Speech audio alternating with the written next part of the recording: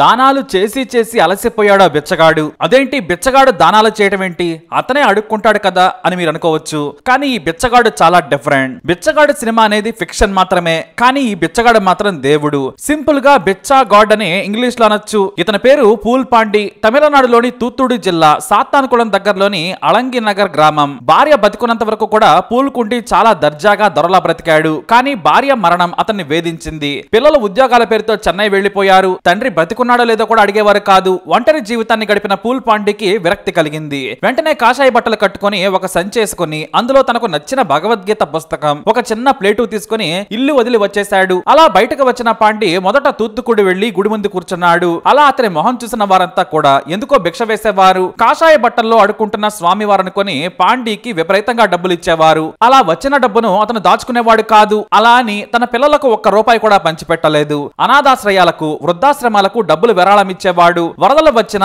ఉప్పెనలో పేదలు చనిపోయినా సరే ఎన్నో డబ్బులను ఆయన అలవోకక చేతికి ఎముకే లేనట్టుగా దానం చేశాడు. నేను కష్టపడి సంపాదించలేదు, నాకెందుకు ఈ డబ్బు, ప్రజలు ఇచ్చింది ప్రజల కోసమే అంటారాయన.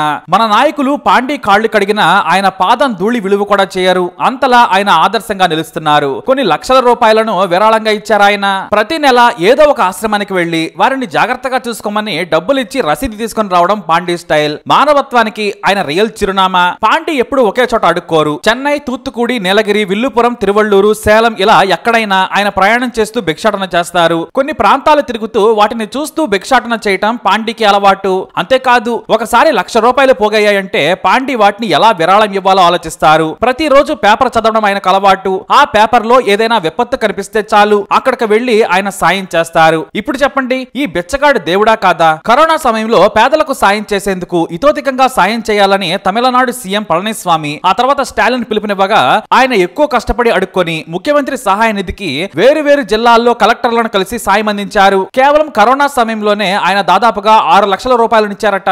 కానీ అంతకు ముందు కూడా అన్ని లెక్క తీస్తే కనీసం ఆయన ఇచ్చిన విరాళం 50 లక్షలు దాటి ఉంటుందని చెబుతారు. అలాగే ఆయన ఏనాడు కూడా ఇంతవరకు పెద్దగా అనారోగ్యం పాలు కాలేదు. దేవుడు ఇచ్చిన ఆరోగ్యంతో భిక్షాటన చేసి ప్రజలకే సాయం చేస్తున్నాను, అది నాకు ఎంతో తృప్తిగా ఉందంటారు ఆయన. 75 ఏళ్లు వచ్చినా సరే పాండి చాలా ఆరోగ్యంగా ఉన్నారు. తాజాగా తమిళనాడులోని విల్లుపురం, చెంగల్పట్టు జిల్లాలో కల్తీ సారా తాగి దాదాపు 18 మంది చనిపోయారు. ఈ ఘటన యావత్ రాష్ట్రాన్ని షేక్ చేసింది. ప్రభుత్వమే మద్యం అమ్ముతున్నా ఇంకా కల్తీ సారా తాగి చనిపోవడం ఏంటా అని అందరూ స్టాలిన్ సర్కారుని ఏకిపారేశారు. అయితే 18 కుటుంబాలు పెద్దలను కోల్పోయారు, పిల్లలు అనాథలయ్యారు. ఈ ఘటన గురించి పేపర్లో చదవగానే సరాసరి 10,000 రూపాయలను లెక్క పెట్టి కవర్లో ఉంచాడు. వాటిని తీసుకుని తిరువళ్ళూరు జిల్లా కలెక్టర్ ఆఫీస్ కు వెళ్లారు ఆయన. అయితే వాస్తవానికి ఆయన గెట్టపు చూడగానే గేటు దూరం నుంచే వెళ్ళగొడతారు భద్రతా సిబ్బంది. ఇలా జరగటం ఆయనకు ఎప్పుడు అలవాటే. అడుక్కోవడానికి నీకు కలెక్టర్ ఆఫీసే దొరికిందా అని దెప్పిపొడిచేవారు. కానీ నేను అడుక్కోవడానికి రాలేదు, ముఖ్యమంత్రి సహాయ నిధికి సాయం చేయడానికి వచ్చానని చెప్పారు. 10,000 విరాళం కలెక్టర్కే ఇస్తానని చెప్పారు. అయితే మధ్యలో వేరు ఉద్యోగులు తమకు డబ్బులు ఇస్తే రిసిప్ట్ ఇస్తామని చెప్పారు. ఆయన సరేనని డబ్బులు ఇవ్వబోగా కలెక్టర్ అతన్ని చూసి ఎవరతనని అడిగారు. అయితే ఆ కలెక్టర్ అంతకు ముందే పాండి గురించి మీడియాలో చదివారు. ఆ కలెక్టర్ పేరు అల్ఫీ జాన్ వర్గీష్. ఆయన చూస్తుండగా పూల్ పాండి సాయం చేస్తూ ఉన్నారు. ఆయన లాంటి మనిషి మన దేశంలో లేడని చెప్పి ఫోటో దిగాలని చెప్పారు. ఆ వెంటనే పాండిని కూర్చోబెట్టి టీ తెప్పించి ఇచ్చారు కలెక్టర్. మీడియా అందరినీ పిలిచారు. వారు వచ్చే వరకు కలెక్టర్ బయట పని ఉన్నా కూడా వాయిదా వేసుకుని వెయిట్ చేసి మరీ బిచ్చగాడితో ఫోటో దిగారు కలెక్టర్. 10,000 విరాళంగా ఇస్తున్న ఆ ఫోటోను తీయాలని మీడియాను కోరారు. ఎందుకు ఇంతలా మంచి మనసు చాటుకుంటున్నారు?